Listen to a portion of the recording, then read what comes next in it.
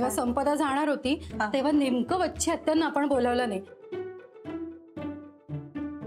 म्हणजे वाईट दिसतं ना ते, त्यांना किती वाईट वाटलं असेल. बरोबर आहे तुझं, बरोबर आहे. अरे हो सायली, आपल्याला पण यादी बनवायची आहे ना.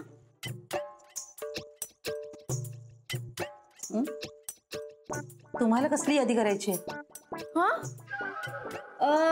ते काकू काकू अगं तायांच्या पहिल्या सणांची यादी करायची.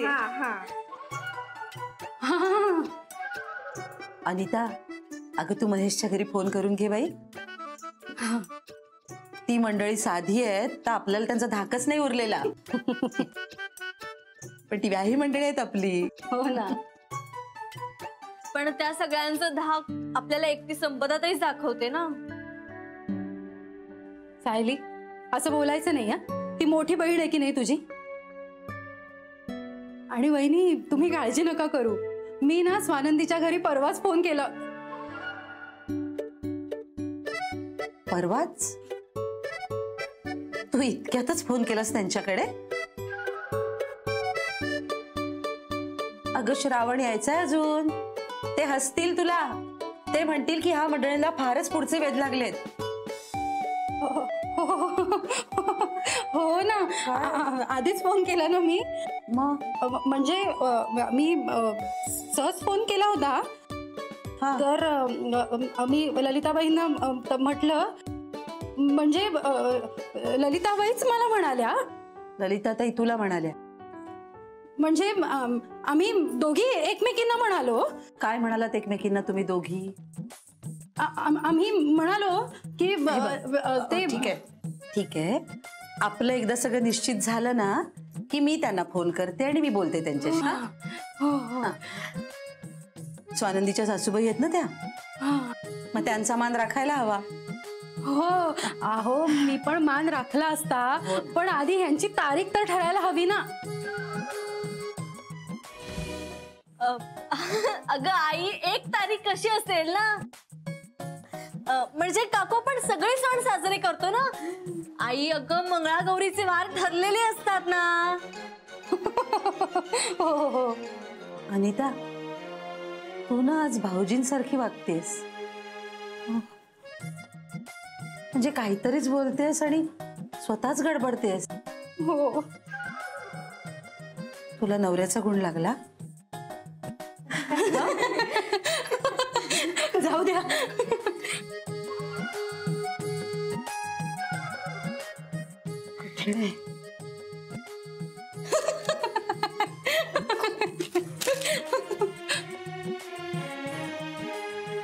थँक गॉड आई, तू काही बोलली नाही.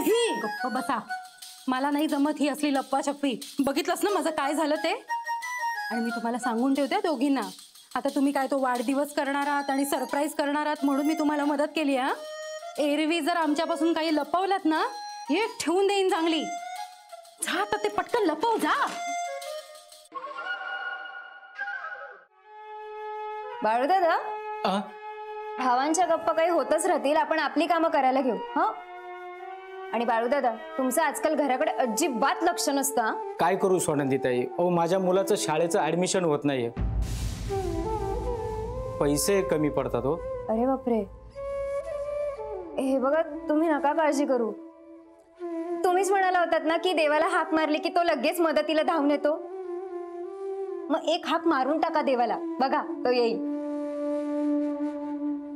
मग आपण साफसफाई करायला घेऊया. हो हो. आणि तुम्ही दोघं, तुम्हाला नाश्ता हवा असेल ना तर बाळूदादांना मदत करावी लागेल. एक मिनिट, आम्ही आधी नाश्ता करतो आणि मग करतो, म्हणजे आम्हाला काय ताकद येईल ना काम करायला घरात. काय हो भाऊजी. काय काय काय तू कधी काय घर आवरायला घेतेस? ठीक आहे, तुम्ही नका करू, मीच करतेस. बायको बायको बायको. अरे यार, चिडती काय को. करू ना, आताच करतो, नो प्रॉब्लेम. हो लगेच लगेच लगेच लगेच चहा पिऊन घेऊ फक्त. तर तुम्ही दोघांनी मिळून आईबाबांची खोली साफ करा. मी आणि बाळूदादा हॉल साफ करतो. आणि निलिमा बहिणी अंघोळीवरनं आल्या ना की त्यांना स्वयंपाकाचं बघायला सांगते. Okay okay. चला उठा. एक मिनिट. आणि ना आईंचं काहीही ऐकू नका. म्हणजे त्या म्हणतील की कशाला साफसफाई करताय, मी करते वगैरे, तर त्यांचं ऐकायचं नाही. रूम तुम्हीच साफ करायची. ह्या वयात त्यांना कशाला कामाला लावायचं. हो आता प्या ना पटापट चहा आणि चला.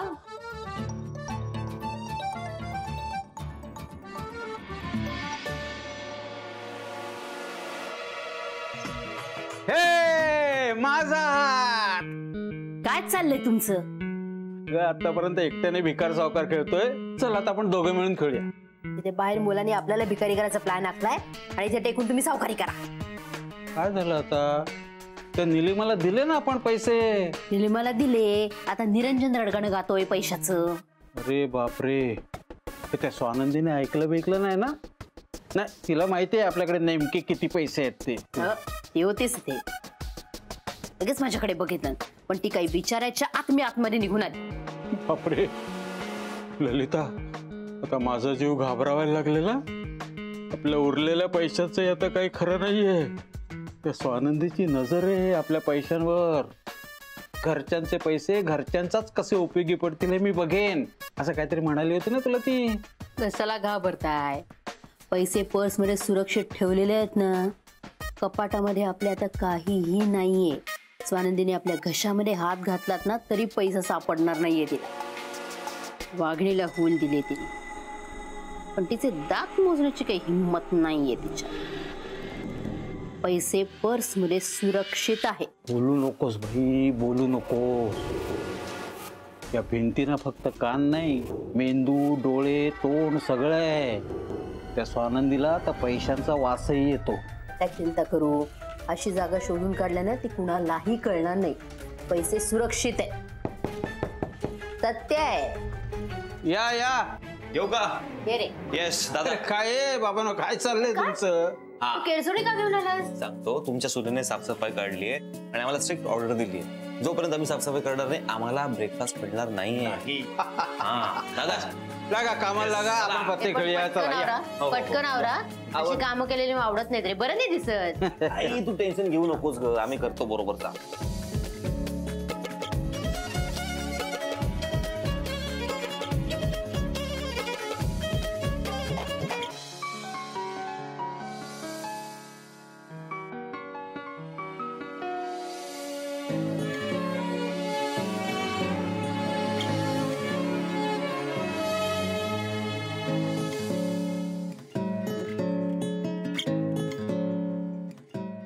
ए नील, हे बघ ना किती सामान आहे कपाटावर.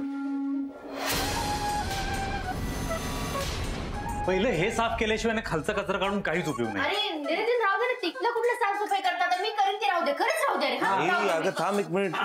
ती सून तुला किती परफेक्ट ओळखते बघ. मग म्हणजे तिने हे सांगितलं होतं, आई आधी नाही म्हणतील मी स्वतः सफाई करते, पण त्यांना सफाई करू द्यायची नाही, तुम्ही दोघं करा. आई तू बस बघू, बाबा तुम्ही सांगा आईला. हो अरे ऐक ना. अगं थांब ना. नको ना. तिथलं कुठे साफसफाई करतात? तुम्ही थांब. साफसफाई आई, केलेली तू- बरी नाही रे हो, हो, वाटत. थांब, थांब. तू नको सोडू. वर खाली होतं. अगं, खाली अरे, पड. अगं, थांब आई, तो काय छोटा आहे का? पडणार आहे का तो?